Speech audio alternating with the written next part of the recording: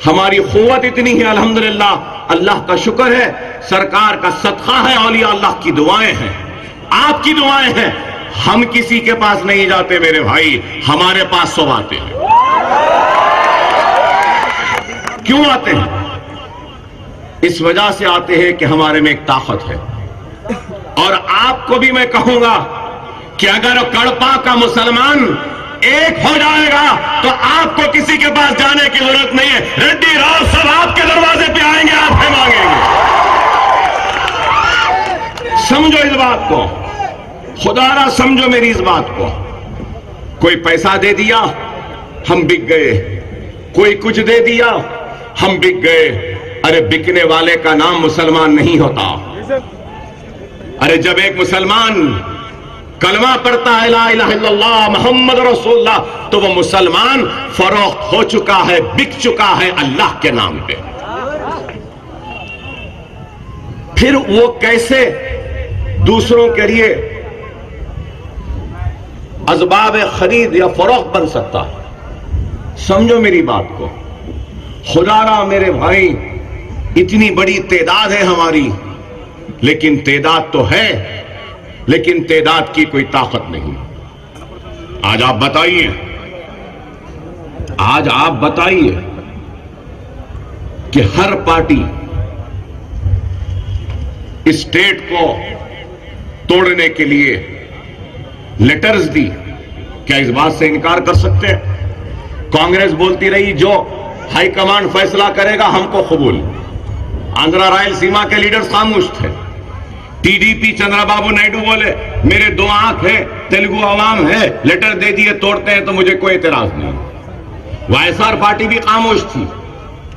अरे एक ही पार्टी थी इस स्टेट में जो शुरू दिन से लेकर आज तक भी अपने स्टैंड पर कायम है, और हम कायम थे और रहे, और हम यही कहते रहे कि आंध्र प्रदेश टूटना नहीं चाहिए, नहीं चाहिए, नहीं चाहिए। और ये बात क्यों बोले? हमको आकर बोले अकबर साहब तेलंगाना की तायद कर दीजिए, मजलिस के और एमएलए बढ़ जाएंगे, मजलिस ताकतवर हो जाएगी। आके लोग बोले अकबर साहब तेलंगाना की तायद कर दीजिए, आप डिप्टी चीफ मिनिस्टर बन जाएंगे। अरे नहीं भाई, हमको हमारी तादाद को बढ़ाना नहीं है, हमको हमारी इस रियासत के मुसलमानों को सियासी तौर पर यतीम बनाना नहीं है। हम किसी और के रहम करम पर इनको छोड़ नहीं सकते। ये हमारी तड़प है, ये हमारी ख्वाहिश है। खुदारा समझो मेरे भाई, आज ये मुल्क की सियासत कहां जा रही है? आज एक तरफ नरेंद्र मोदी है, बीजेपी है, संघ परिवार है, आरएसएस है, विश्व हिंदू परिषद है, बजरंग दल है। सारे लोग जो इस मुल्क से सेक्युलरिज्म को खत्म करना चाहते हैं और हिंदुत्व के नाम पर इलेक्शन जीतकर हिंदू राष्ट्र बनाने का ख्वाब देख रहे हैं, वो एक तरफ है। तो दूसरी तरफ कांग्रेस है और दूसरे सियासी जमातें हैं जो सेक्युलरिज्म का नाम तो लेते हैं, लेकिन दर हकीकत इन्होंने सबसे ज्यादा नाइंसाफी मुसलमानों के साथ की। आप बताओ आज क्या है मुल्क के हालात? कितने फिसादात हुए? गुजरात में हुए हालिया अरसे में, फिर उसके बाद मुजफ्फरनगर में हुए, फिर उससे पहले आसाम में हुए। मुजफ्फरनगर में 1.5-2 लाख मुसलमान रिलीफ कैंपों में जिंदगी गुजारने पर मजबूर हुए। आसाम में कोकराझार के डिस्ट्रिक्ट में 3.5 लाख मुसलमान रिलीफ कैंपों में थे। गुजरात में हजारों लोग। कैसा फिसाद! इज्जतें लुटी, इस्मत लुटी, आबरू लुटी, सब कुछ लुटा। कैसी तबाही बर्बादी! नरेंद्र मोदी के पास क्या है? कौन सा सर्टिफिकेट है? क्या तरक्की है? गुजरात में कोई तरक्की नहीं है। आप बताओ वो स्टेट कैसा तरक्की याफ्ता हो सकता है जिस स्टेट में रहने वाले मुसलमान महफूज नहीं? कैसा वो स्टेट तरक्की याफ्ता हो सकता है? मुसलमानों के गले काटे गए, बस्तियां जली, और वो स्टेट तरक्की याफ्ता? आप बताओ मेरे भाई। मगर नरेंद्र मोदी के पास अगर कोई सर्टिफिकेट है तो सिर्फ मुसलमानों के बस्तियों को जलाने का सर्टिफिकेट है, मुसलमानों को काटने का सर्टिफिकेट है, मुसलमानों की इज्जतों इस्मतों को लूटने का सर्टिफिकेट है। मुसलमान दुश्मन है, इसलिए आज वो वजीर आजम का उम्मीदवार बना है। और मुसलमान, नेक मुसलमान तो छोड़ो, गुनहगार मुसलमान, शराबी मुसलमान, जुआरी मुसलमान भी मैंने समझता हूं कि मोदी को वोट देगा। क्या आप मोदी को वोट देंगे? क्या आप मोदी को वोट दे सकते हैं? मुसलमान तो नहीं दे सकता। अगर मोदी आया तो क्या आप वोट देंगे?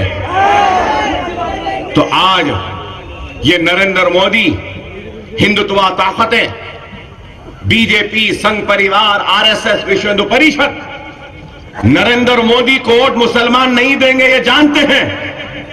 तो नया एक चाल चले हैं, और वो चाल क्या है मालूम आपको? जगन को, चंद्रबाबू नायडू को सामने भेज रहे हैं, जाओ मुसलमान हमको तो वोट नहीं देंगे, तुम इनके वोट ले लेना और हमको लाके दे देना।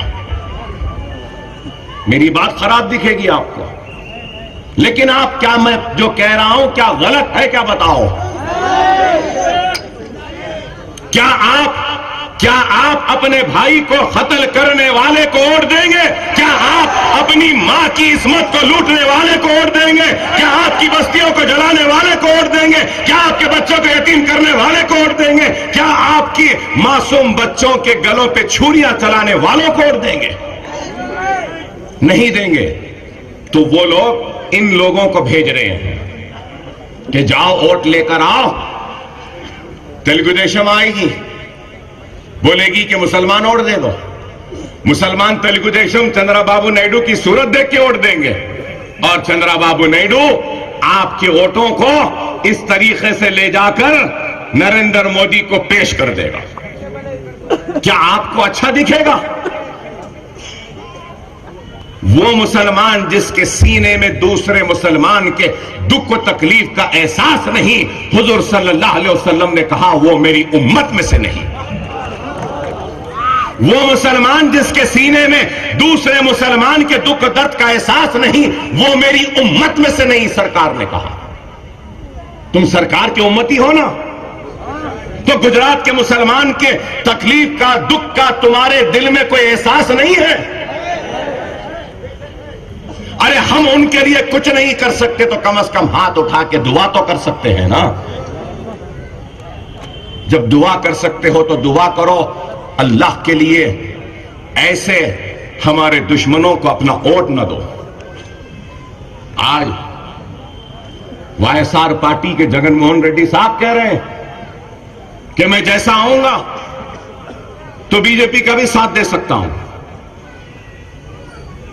और यह भी बयान दे दिए कि दिल्ली में हां हम बराबर साथ देंगे क्योंकि हमारी स्टेट को डेवलप करना है। चंद्रबाबू नायडू साहब तो बातचीत में ये सब कुछ क्यों हो रहा है? इस वास्ते कि आंध्र प्रदेश जब तक था इनको डर था मजलिस का, अगर बीजेपी के करीब जाएंगे तो मजलिस वाले मुसलमानों को दूर कर देंगे। अब मजलिस तेलंगाना में हो गई, या हम जो चाहे करेंगे। रेड्डी और राव ये जान लो, मजलिस हैदराबाद की जमात नहीं है। अरे तुम्हारा स्टेट बना तो भी तुमको हैदराबाद आना पड़ेगा, और हमारी इजाजत के बगैर हैदराबाद कोई नहीं आ सकता। किसी की हुकूमत तेलंगाना में बनेगी, किसी की आंध्रा रायलसीमा में, लेकिन हैदराबाद में तो हमारी हुकूमत है।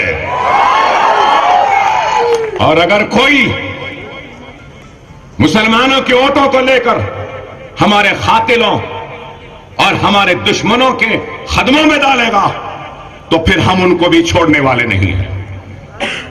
यहां से सिलसिला शुरू हुआ है। आज आए हैं, कल फिर आएंगे, परसों फिर आएंगे।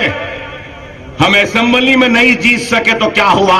आंध्रा और रायलसीमा की असेंबली में मुसलमानों के खिलाफ अगर कोई भी कानून बनेगा तो उस कानून को बनाने वाले उस असेंबली से बाहर नहीं निकलेंगे, क्योंकि हैदराबाद में हम हैं।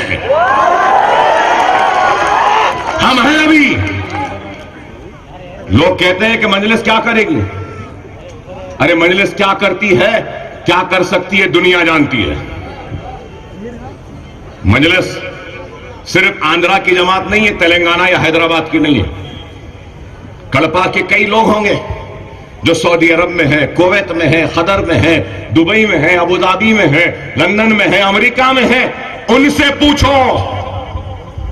पूछो तो पता चलेगा कि आज सारे हिंदुस्तान के मुसलमानों की जबान अगर कोई है तो मजलिस इत्तेहादुल मुस्लिमीन है। आप देखे या नहीं देखे नहीं मालूम, अखबार में आया था, अखबार में आया the most searched person Google पर, इंटरनेट पे गूगल जो होता है ना, उसमें आया कि सबसे ज्यादा किसी शख्स को, किसी इंसान को अगर ढूंढा गया है तो कोई एक फिल्म स्टार थे आंध्र प्रदेश में, और वो फिल्म स्टार के बाद में जो सारे हिंदुस्तान में ढूंढा गया, आंध्र प्रदेश में भी ढूंढा गया, तो वो अकबरुद्दीन ओवैसी था। अखबार लिखा फिर नीचे कि पूरे 10 फेरिस्त 1, 2 और 3 में अकबर ओवैसी 4, 5, 6, 7, 8, 9, 10, 11, 12, 20 तक पूरे फिल्म स्टार हैं, लेकिन एक ही नॉन फिल्मी आदमी है। तो हम क्यों? अरे आज मजलिस सिर्फ हैदराबाद की नहीं, मजलिस सारे हिंदुस्तान के मुसलमानों की जमात बन चुकी है। क्या कर्नाटक में हमारे कॉरपोरेटर्स नहीं है? बीदर में है हमारे, बसवा कल्याण में है हमारे, आगे बढ़कर जाइए कर्नाटक में कई जगह पर है। क्या महाराष्ट्र में हमारे कॉरपोरेटर्स नहीं है? नांदेड़ में कॉरपोरेटर्स है। अरे मैं ये कह रहा हूं, आप देख लेंगे, आज लोग कह रहे हैं कि अकबर ओवैसी दीवाना है, कुछ भी बोल के जा रहा है, लेकिन मेरे इस जुमले को याद रख लेना। कड़पा में कह रहा हूं, अक्टूबर में इस साल में महाराष्ट्र में असेंबली के इलेक्शन है, देख लेना, एक नहीं कम से कम 5 मजलिस के एमएलए महाराष्ट्र में जीत जाएंगे, आप खुद देखेंगे। आपको अंदाजा नहीं है मजलिस क्या है।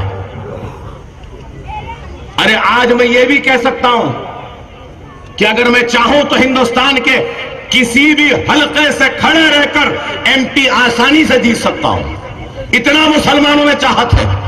यूपी से फोन आते, राजस्थान से आते हैं, बिहार से आते, मध्य प्रदेश से आते हैं, हर जगह से कि अकबर भाई हमारे पास आओ, हमारे पास आओ। नहीं, अकबरुद्दीन ओवैसी को सबसे पहले अपनी रियासत, अपने घर में काम करना है, अपने रियासत के मुसलमानों के दिलों को जीतना है, उनको मजलिस के करीब लाना है, और उनके आंध्रा और रायलसीमा से एक गयूर, एक मर्द मुजाहिद, मुसलमानों के लिए दर्द रखने वाला, तड़प रखने वाला एक मुसलमान को असेंबली में भेजना है। वो मेरी सबसे बड़ी चैलेंज है, वो सबसे बड़ा काम है जो मुझे आज करना है।